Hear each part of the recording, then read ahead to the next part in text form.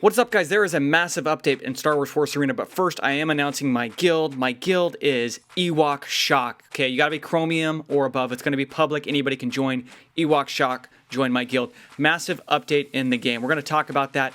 I literally have 5 minutes before the game gets taken down for 3 hours to do these updates. So these are all going to be live by the time you're seeing this video. We're just gonna read through them real quick so you guys know what's going on. Rebels, which have kind of been overpowered, are getting some big changes. So matchmaking is supposedly going to be a little bit faster, and it's going to try to find players that are around your accuracy, or your rating. So I'm 2500, so I should match with people around 2500. There's some stuff for starter decks. We don't care about that crap. Here's the balance changes. The MTV-7 light vehicle. So this is just going to have a higher, because you know the Rebel side is really tanky with their tank. Their light tank, and the light vehicle is supposed to be fast, but they're increasing the HP by 5. TIE Fighter currently costs 4 energy. It's now going to cost 3 because people aren't using it a lot. You can use this to counter against hordes of troops on the Rebel side. So TIE Fighter is going to cost 3 energy.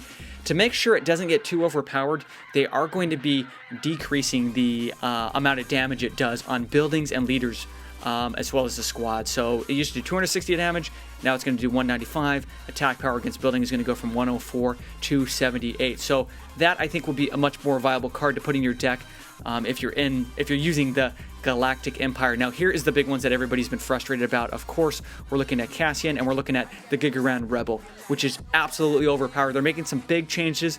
It's going to get nerfed. It's not going to do as much. It's not going to have as much range on attack. The attack speed is going to be a bit slower. And what else? Oh, less health. Also, you know how it would just kind of mow down troops? They said that was unintentional. It was supposed to just focus on one target and then switch to another target. So now what happens is, let's say you kill the one target, it's going to wait 1 second, which is a long time. That's 1/1000 before it switches to another target. So those are some much needed nerfs. Cassian's getting nerfed big time, guys. Cassian, who I worked and got to level 2. This is a big one. Cassian Andor. Attack range is decreasing from 13 to 11. He'll still be able to hit the turret without being in range of the turret. There's an animation decrease by 30%, meaning, let's say after I shoot, I can run away more quickly, okay? I can run away faster rather than getting locked in there while it's doing the animation. And the reason they're making him back away more quickly is because his attack power against leaders getting nerfed, also his attack power against buildings getting nerfed. So still a viable card, but a big nerf in range and damage. So yeah, so that's what's happening there. All right, next we got Sabin Wren. Sabin Wren, her ability, her skill, the stat decreases from 25. So instead of buffing everything by 25%, it'll only buff stuff by 20%. That's it. Nothing else but that. So next, what else are we going to look at? Oh, we got Jyn Erso here. Jyn Erso, where is Jyn Erso? There she is.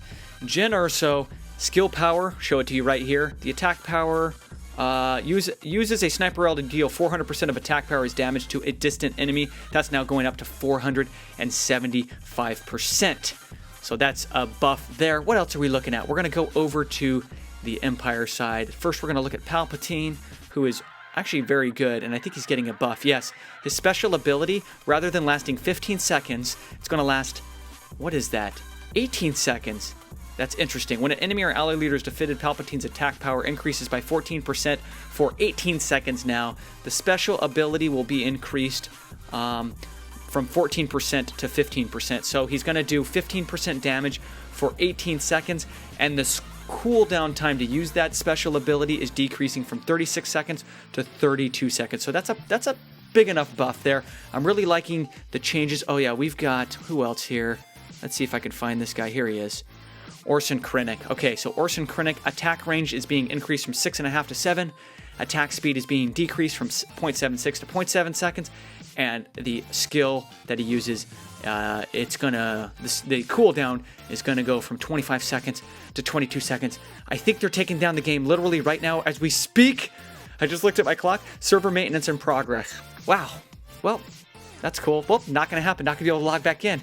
We got that done in the nick of time. So all those changes are happening right now, all those balances. And I really like that Netmarble is doing this, because these are all good changes. As salty as I am that I wasted a lot of time on upgrading my Gigoran Rebel and my Cassian Andor, they were overpowered. They needed to be nerfed. So these are good changes, and I think this really switches the balance from the Rebel side more over to the Galactic Empire, makes it much more even. So tell me in the comments what you think. Sorry I couldn't get a gameplay, but we're down for server maintenance. Got to get this video up right away. We're going daily on this game, bros. Thanks for watching. Take care. Peace.